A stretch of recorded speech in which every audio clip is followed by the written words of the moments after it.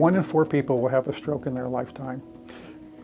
You will know someone who has a stroke, several people, even if you don't have it yourself. You can be the difference for yourself and those around you by knowing the warning signs and calling EMS.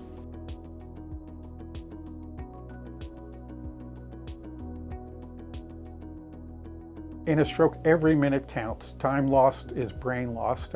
Research from UCLA showed that 2 million nerve cells are lost every minute until we get the artery open. So it's important to respond as quickly as possible.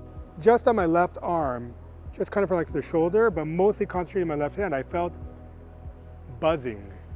I had no idea what was happening.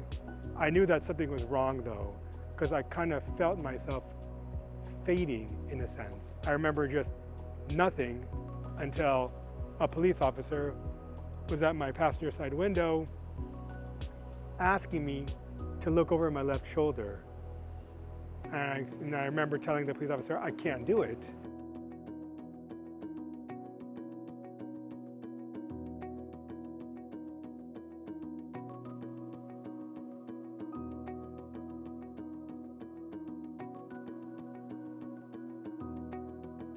I consider July 20th, 2022 to be both the luckiest and unluckiest days of my life. Based on a CHAD score, I had less than 1% chance of having a stroke, and obviously I had a stroke. So I was very unlucky, but I was also extremely lucky because I was already having a thrombectomy, which is a procedure to remove the clot from the brain within an hour of the clot occurring. The clot occurred around 6:35 p.m. I was already in the operating room at 7:05 p.m. Because of that, I am fully functioning today. I have zero limitations. I can do everything. I can play with my kids. I can go on vacations. I can drive for 20 hours at a time. I can fly an airplane wherever I need to fly an airplane. I have zero limitations, and I have so much gratitude for the doctors here at UCLA for that.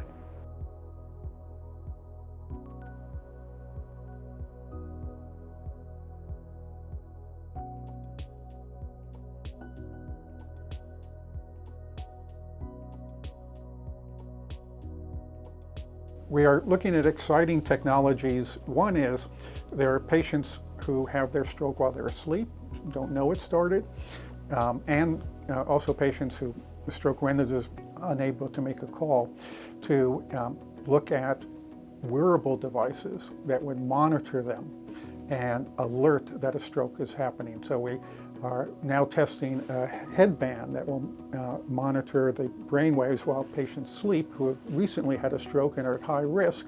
Another is for paramedics when they first arrive to pick up the patient. We're working on technologies that would be a helmet that paramedics, or headband they could put on, that would use ultrasound and microwave or micro vibrations of the brain and head to identify which patient is having a stroke, non-stroke, which patient is having the blockage stroke or bleeding stroke, they might go to different hospitals, and which patient's having a big artery stroke who needs to go to a hospital that does the procedure to pull the clot out.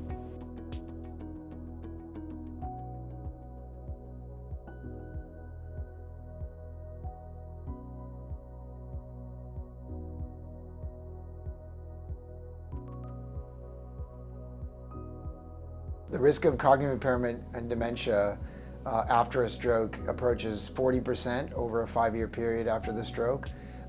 It depends in part on how severe the stroke is, how old one is, and then to some degree whether you got prompt treatment and the ultimate brain injury that results from the stroke. So within the discovery study, one thing that we're really focused on is identifying a predictive algorithm that we can use to help patients at the bedside, patients and doctors at the bedside, anticipate what to look forward to after their stroke. One of the biggest challenges that my patients face is the uncertainty after a stroke, of understanding exactly where they'll be, a month from now, a week from now, or a year from now after their stroke.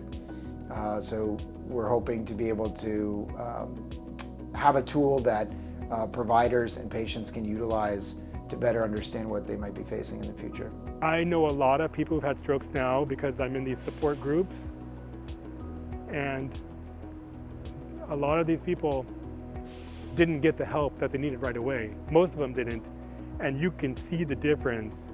You have to call an ambulance or rush them to an emergency room because you will be saving their life. And if not saving their life, it's the difference between having someone like me who has no limitations or restrictions, any real limitations or restrictions, or someone who has to be in bed for the rest of their life. That your actions can be the difference of those two scenarios.